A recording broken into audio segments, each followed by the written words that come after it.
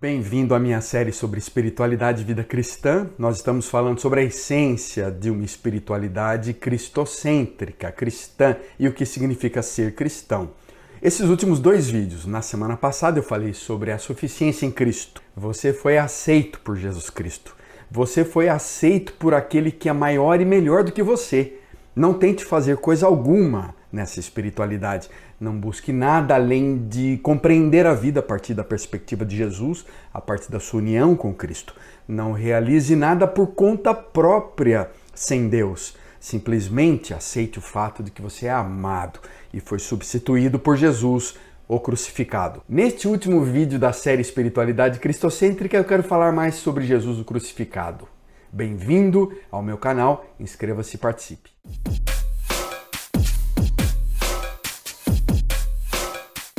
Há evidências de que algo muito errado está acontecendo nos dias de hoje. O sinal de Cristo está faltando. E isso dizia Lutero já séculos atrás. O verdadeiro sinal de Cristo, a verdadeira logomarca do cristianismo, da espiritualidade cristã, é uma cruz. E uma cruz vazia. Lutero já há séculos certamente estava pensando nessa teologia da cruz. Na verdade, ele ensina que o sofrimento, a cruz, a morte de Jesus, a ressurreição de Jesus são as coisas mais preciosas na espiritualidade cristã. Muito mais precioso do que qualquer tipo de relíquia sagrada da igreja, de símbolo da igreja, de cerimônia da igreja, de projeto da igreja. Um outro pastor e teólogo alemão chamado Dietrich Bonhoeffer defendeu que suportar a cruz não é tragédia. O sofrimento é fruto de uma dedicação exclusiva a Jesus Cristo. E Bonhoeffer tem autoridade para dizer isso. Ele foi martirizado e enforcado pelos nazistas no final da Segunda Guerra Mundial. E ele entendeu que ser cristão é compreender a importância da cruz. Alguns dizem que Francisco de Assis não conseguia comer uma refeição no seu aposento, em qualquer aposento, na verdade, em que houvesse uma cruz pendurada, sem que lágrimas rolassem na sua face. Talvez memórias vivas do Getsemane, da espiritualidade cristã, a gente traz a lume algumas memórias vivas da morte de Cristo, o suor dele, as gotas de sangue derramadas, esse Cristo que foi amarrado num poste, chicoteado pelos romanos, aquele chicote com pesadas tiras de couro e pequenas bolas de chumbo na ponta que dilacera o tecido debaixo da pele, rompendo capilares e veias, causando hemorragia. Aquele Cristo que estava numa cruz com uma coroa coberta de espinhos que se encontrava pressionada à sua fronte, à sua cabeça. Aquele Jesus que carrega uma cruz e que permanece entre dois criminosos. Aquele Jesus que experimenta cravos de ferro pesados que ultrapassam os ossos dos seus pés e pulsos. Aquele Jesus que enfrenta a dor peitoral dos seus músculos paralisados, sem oxigênio, um coração comprimido. Talvez Francisco de Assis se identificasse um pouco com as palavras do próprio Lutero, que diz: todos nós carregamos em nossos bolsos os pregos de Jesus Cristo.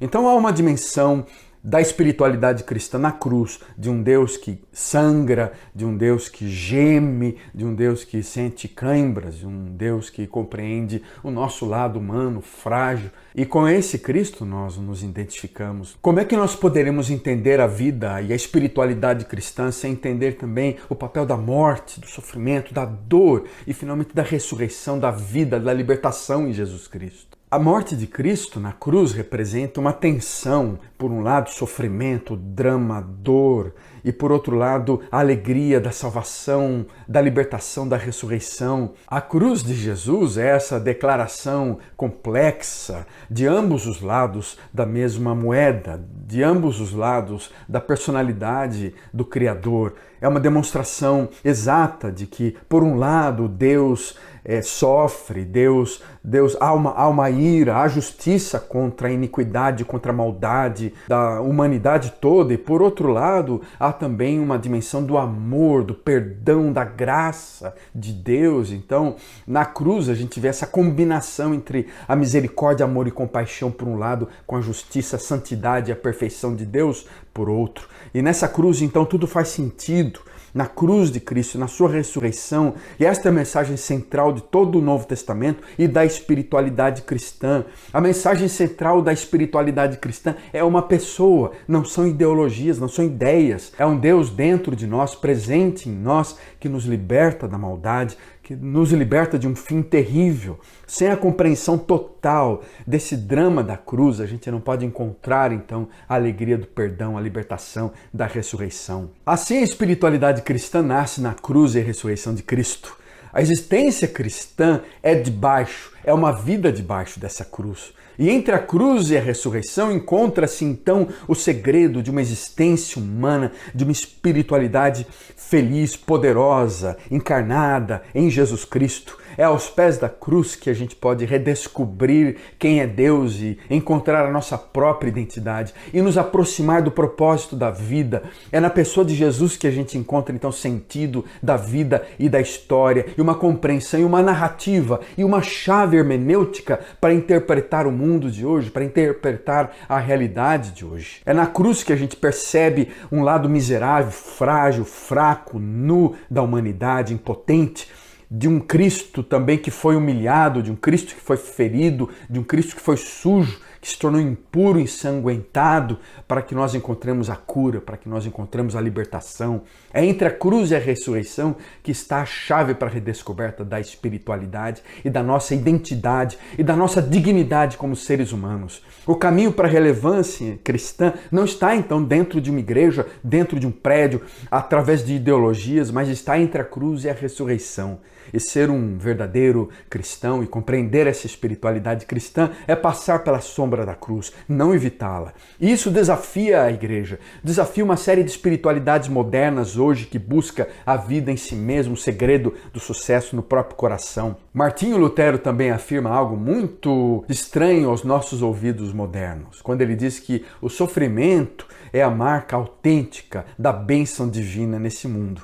Talvez Lutero esteja certo por um lado, porque há evidências de que algo muito errado está acontecendo nos dias de hoje. Esse sinal da cruz, a vida debaixo da cruz, está ausente. Uma das frases mais contundentes de Lutero é a seguinte: é viver, morrer e mesmo ser condenado o que faz um teólogo, um cristão. Não ler, especular e compreender. Não quer dizer que Lutero seja um masoquista em busca de sofrimento e dor. Se nós vamos sofrer, que não seja algo que a gente busque, algo procurado, algo acolhido por nós, mas algo que seja, na verdade, a compreensão da realidade da vida. O sofrimento faz parte da vida. O cristão verdadeiro, ele entende que o sofrimento, a limitação, a fragilidade humana, isso nos aproxima do Criador. Uma das consequências trágicas dessa espiritualidade que não tem Cristo, que não é cristocêntrica, é esse tipo de um neo-evangelho, que a gente poderia dizer, um evangelho adocicado, um evangelho superficial, um evangelho universalista de Cristo, uma espiritualidade que não tem muito a ver com o evangelho de Jesus Cristo. E nesse sentido, Brennan Manning tem razão quando ele fala que cremos que somos capazes de nos erguer nós mesmos do chão, puxando nossos próprios cadarços, que somos de fato capazes de fazer tudo sozinho, de adquirir a virtude da vida como se ela fosse uma habilidade que pudesse ser desenvolvida, de encontrar a espiritualidade como se fosse uma bela caligrafia, um bom gingado numa tacada de golfe. Ao invés de descrever pessoas totalmente dependentes, frágeis, humanas, que precisam do seu Criador, precisam do seu Pai, que são frequentemente infectadas pela maldade, esse neo-evangelho, essa neo-espiritualidade valoriza, na verdade, aqueles que acham que em si mesmo conseguem praticar o bem, que encontram o segredo do sucesso dentro do seu próprio coração, através de uma lista de 4, 5, 6 atividades diferentes. Nas palavras de Anthony de Mello, nossa abordagem da espiritualidade cristã é tão absurda como aquele jovem que acaba de receber uma licença de encanador, é levado às cataratas do Niágara, ou às cataratas do Iguaçu, e ele estuda então um pouquinho essas cataratas por um minuto e acha, eu tenho condições de consertar isso tudo. A gente acredita que consegue mudar alguns hábitos, alguns costumes, algumas coisas externas, alguns medicamentos vêm a nós, algumas técnicas terapêuticas, a gente participa de um curso de casal na igreja, de um bom livro de liderança, pequenos grupos, terapias alternativas, e a gente acha que tem condições de mudar o mundo, de ser diferente, não é? Na verdade, a gente está vivendo um mundo cheio de gente boa, e isso, nas palavras de C.S. Lewis, é um problema. Um mundo cheio de gente boa, contente com sua própria bondade, não achando que está longe e afastado do Criador, é tão desesperadamente necessitado de salvação como um mundo miserável, um mundo frágil e pode talvez ser muito mais difícil de ser salvo.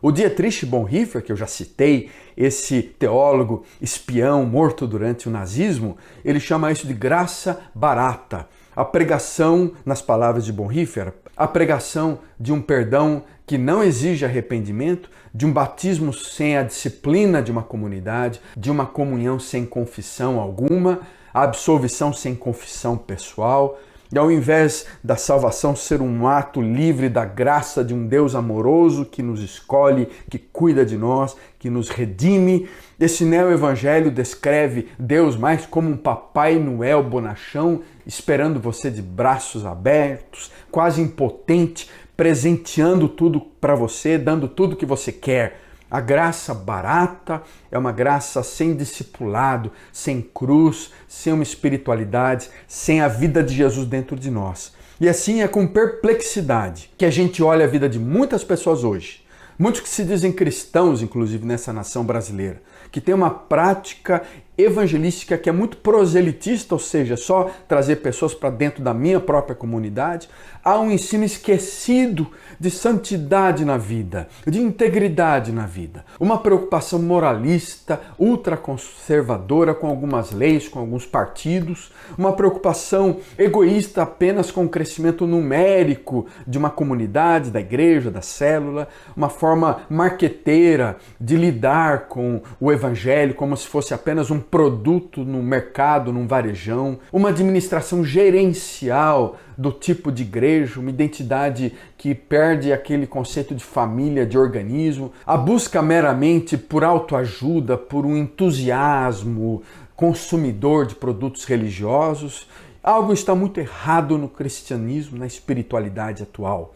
E é por isso que A.W. Tozer, com tristeza, olhava para a cruz desse cristianismo popular e diz: essa não é a cruz do Novo Testamento, é sim um novo ornamento brilhante sobre o peito de um cristianismo seguro de si, muito carnal. Aquela velha cruz de Jesus matou homens, matou o coração de homens egoístas, mulheres ensimesmadas. A velha cruz ela condenava, a nova cruz diverte. A velha cruz destruiu a confiança no nosso próprio eu, no nosso próprio egoísmo. A nossa cruz encoraja um ensimesmamento, um egoísmo muito grande. Embora se assemelhe ao evangelho de Jesus Cristo, esse neo-evangelho parece mais aquele computador que a gente chama de um computador de qualidade japonês ou americano que é manufaturado no fundo de um quintal e comercializado no camelódromo da periferia, um produto de segunda linha, um evangelho que é vendido abaixo do preço original,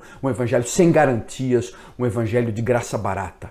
Eu quero concluir com você esse vídeo e essa série sobre espiritualidade cristã dizendo o seguinte: é importante na espiritualidade a gente mirar os nossos olhos para a morte e ressurreição de Jesus. É importante a gente lembrar desse Cristo que é o Cordeiro de Deus, que foi morto, esse Cristo que deu a vida por nós, esse Cristo que está ao nosso lado, como esse Cristo que através da sua morte ele vem limpar, purificar, transformar o nosso coração. Olhe para Jesus, olhe para a morte de Cristo, olhe para o seu poder restaurador. Aplique esta morte, aplique seu sangue, aplique seu poder sobre a sua vida e lembre-se que ele está dentro de você. Olhe para Cristo, aquele que pode transformar o seu coração. Ele morreu para destruir o mal, ele morreu para nos libertar da maldade, ele nos libertou do poder do pecado, da carne, da carnalidade, da morte, da iniquidade. Ele entregou-se para transformar o nosso coração. Pela fé, espere a ajuda que vem de Jesus Cristo. Onde você poderia colocar suas expectativas, seus sonhos, seu coração, além da vida,